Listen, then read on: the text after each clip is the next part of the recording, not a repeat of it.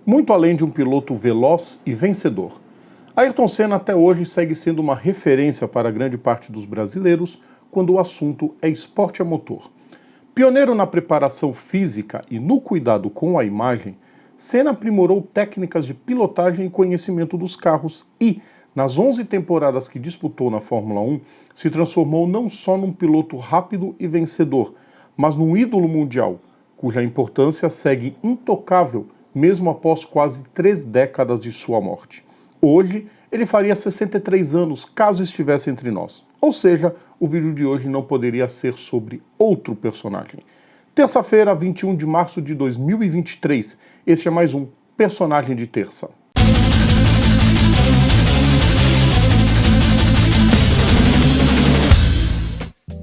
Salve a todos os nossos ouvintes e seguidores, sejam todos muito bem-vindos mais uma vez. Eu sou o Rodrigo Vilela. Está começando mais um Personagem de Terça, dia de relembrar mais um grande nome da história. Antes de começar, aquele pedido que eu sempre faço para vocês, né? Vocês estão sabendo, claro.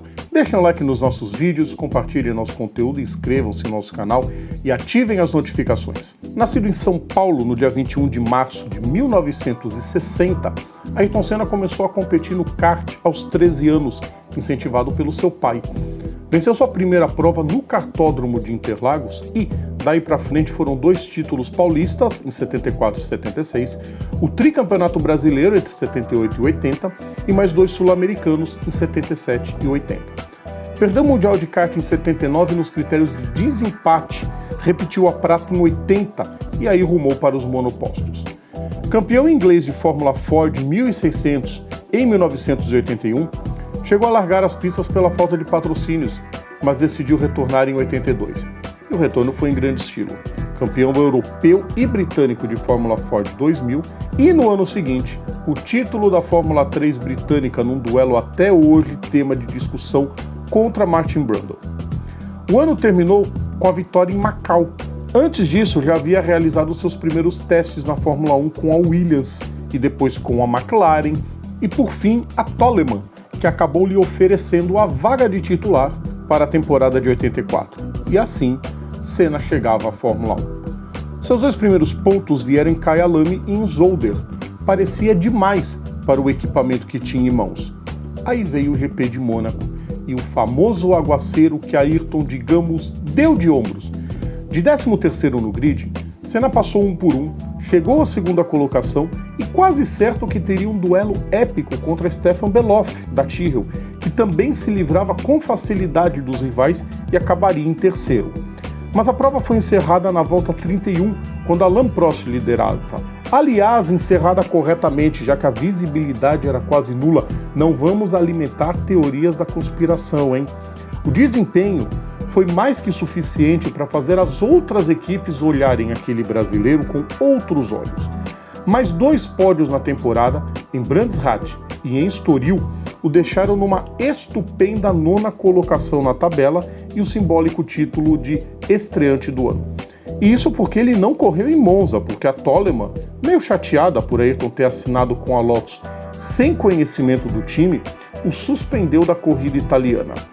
Mas o ano não foi só de Fórmula 1 não.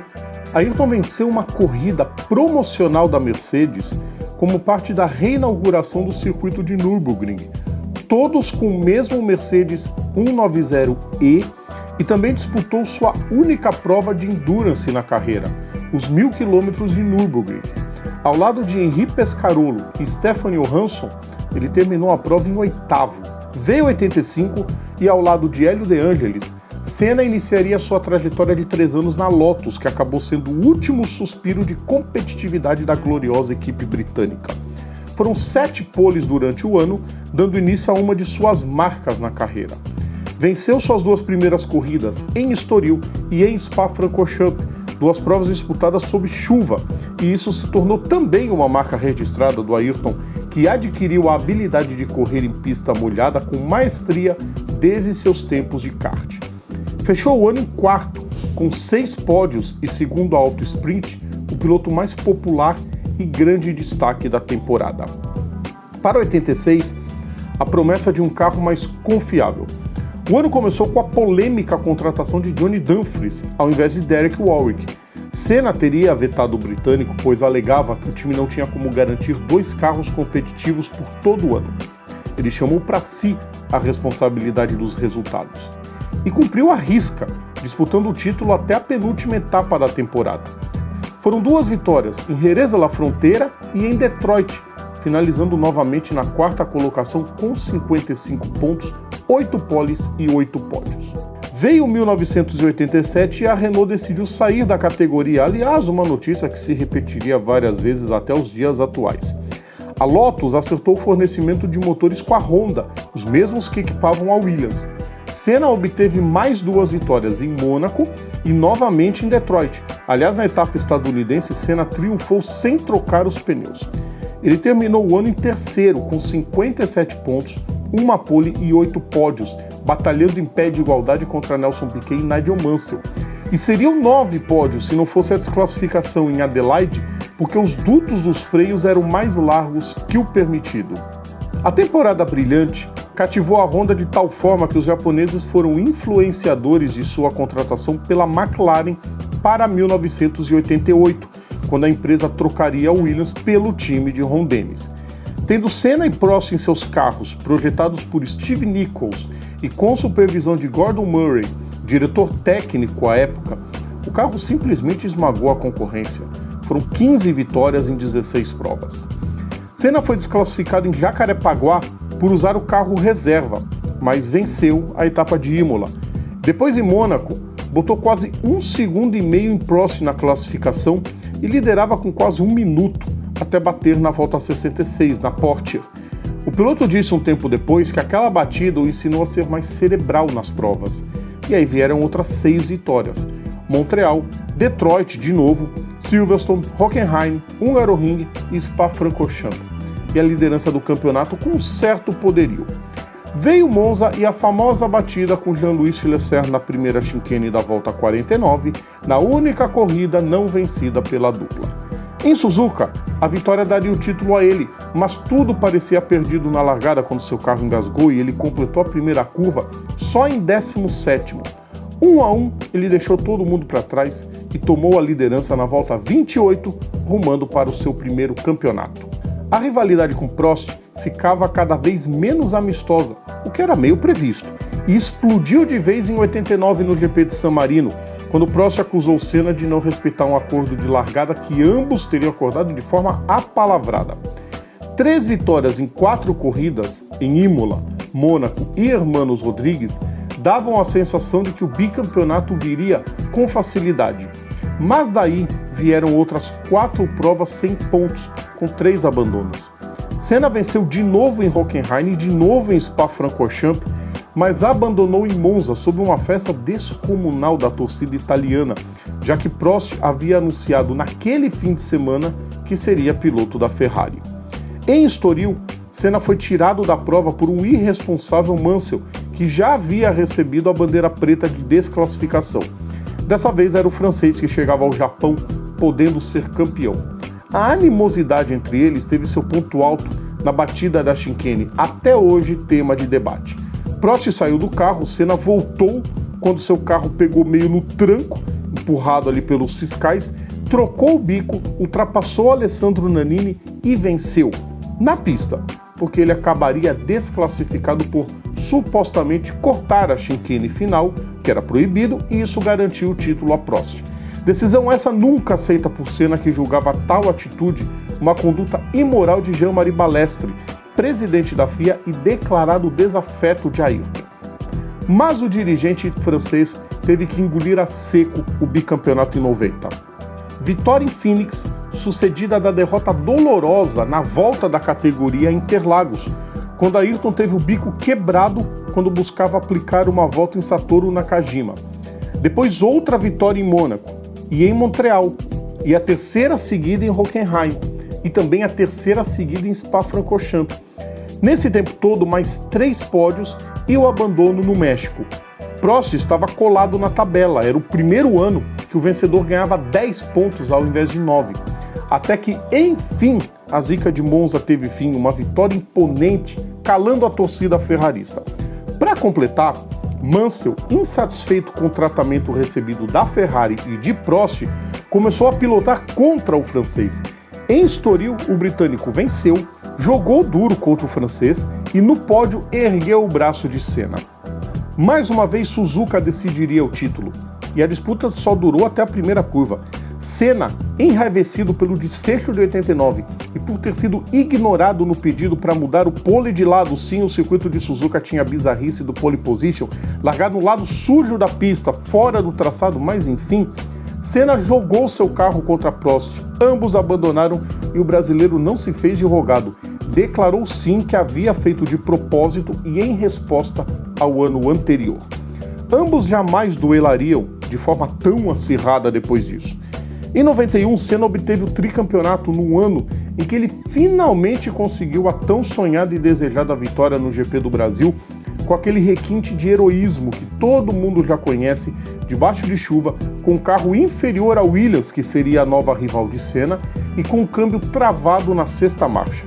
Phoenix, Imola, Mônaco pela quarta vez, Hungaroring, Spa-Francorchamps pelo quarto ano seguido e Adelaide foram as provas vencidas por ele no caminho do tri.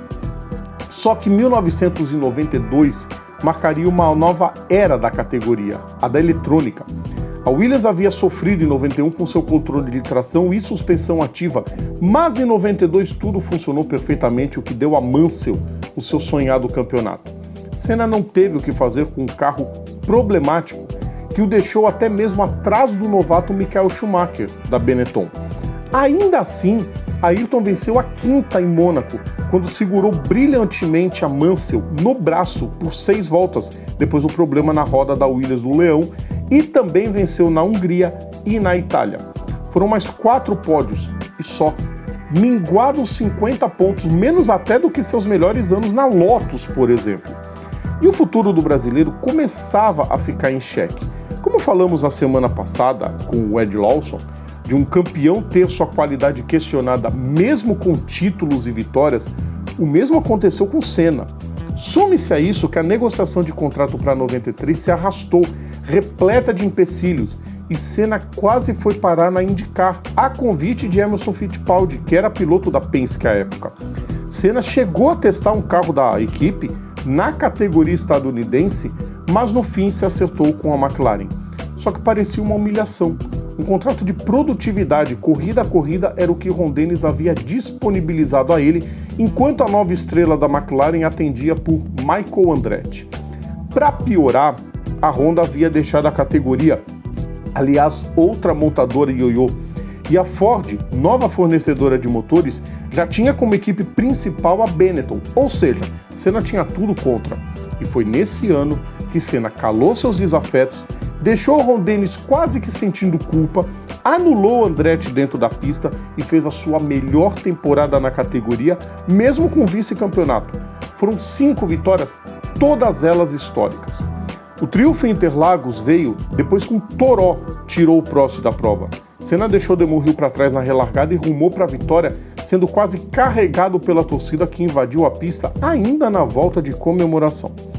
Na única prova da Fórmula 1 em Donington Park, Ayrton superou até um pit stop ruim da McLaren para abrir vantagem na chuva com pneus de pista seca e venceu colocando uma volta em cima de Prost, que retornou de seu ano sabático após a demissão da Ferrari. Em Mônaco, a 6ª vitória que lhe fez superar Graham Hill no Principado. Em Suzuka, um domínio do início ao fim no país onde ele é simplesmente adorado. E em Adelaide, a única pole do ano, na sua despedida da McLaren, tendo como encerramento as cenas de cumprimento e respeito entre ele e Prost, que foi o campeão e havia anunciado a sua aposentadoria das pistas. O que ninguém imaginava era que aquele fim de semana na Austrália seria testemunha da sua última vitória. Em 94, Senna estaria guiando o carro de outro planeta, como ele tanto falava e desejava. Só que a Williams daquele ano não era mais o assombro dos 2 anos anteriores. Um pacote de proibições eletrônicas fez os bólidos serem difíceis de guiar, só que muito mais rápidos.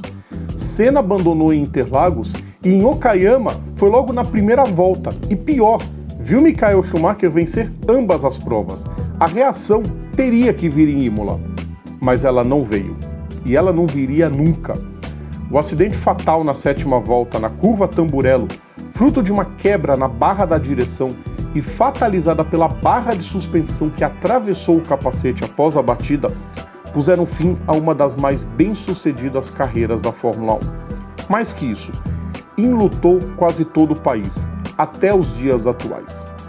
No campo esportivo, e com grande parcela de culpa da mídia, que só dava atenção a determinada modalidade se tivesse brasileiro ganhando, as comparações com Ayrton recaíram sobre todos os outros pilotos brasileiros que ingressaram posteriormente na Fórmula 1, de forma danosa a todos eles, claro. Para a torcida, ficou vazio nas manhãs de domingo. Para boa parte dela, aliás, aquele fim de semana do GP de San Marino foi o último diante da TV assistindo uma corrida. Mas para quem é realmente fã da categoria e do esporte, a partida precoce de Senna, aos 34 anos, deixou grandes lembranças da bandeira no alto do pódio e de um estilo de pilotagem colocado sempre em evidência junto a outros nomes históricos que passaram pelas pistas. Além disso, Senna foi um dos primeiros a elevar a importância da preparação física para os pilotos, hoje indispensável. As homenagens não param até hoje.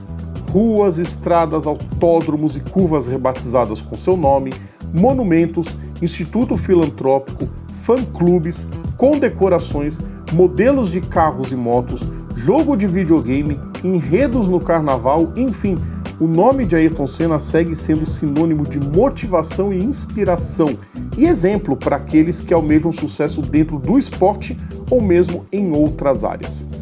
Foram 161 corridas disputadas por 4 equipes, com 41 vitórias, 80 pódios, 19 voltas mais rápidas, 65 poles e 3 títulos mundiais. E mais que isso, o nome eternizado como um dos melhores e mais rápidos pilotos da história e um dos maiores ídolos esportivos por todo o planeta. Muita gente sempre me pergunta, necessariamente, se eu acho o Senna o maior piloto que passou pela Fórmula 1. Até por uma questão de que a gente sempre teve épocas diferentes, a gente não pode afirmar isso. Foram épocas diferentes, tipos de carros diferentes, preparações diferentes, dinâmicas de corrida diferentes. Agora, é inegável que o Senna é um dos mais rápidos que já passou pela categoria e vai ser sempre. A média de poles por corrida é intocável até hoje. O Senna tem a maior quantidade de poles por corrida. E outros recordes que permanecem intactos até hoje, quase 30 anos após a sua morte. É um gênio das pistas, é claro, é um grande ídolo do Brasil e isso nunca vai se apagar. Gostaram, pessoal? Acho que vocês gostaram, com certeza. Terça-feira que vem tem mais um personagem da história, tem mais um grande nome das pistas sendo relembrado aqui. Lembrando sempre, nosso conteúdo está no YouTube, está nas plataformas digitais e está bem assinando o nosso feed, is.gd/programa Papo Veloz. Sigam também nossas redes sociais, estamos no Facebook, no Instagram, no Twitter e no TikTok. É só procurar a gente por PGM Papo Veloz. Um grande abraço a todos e até amanhã. Tchau!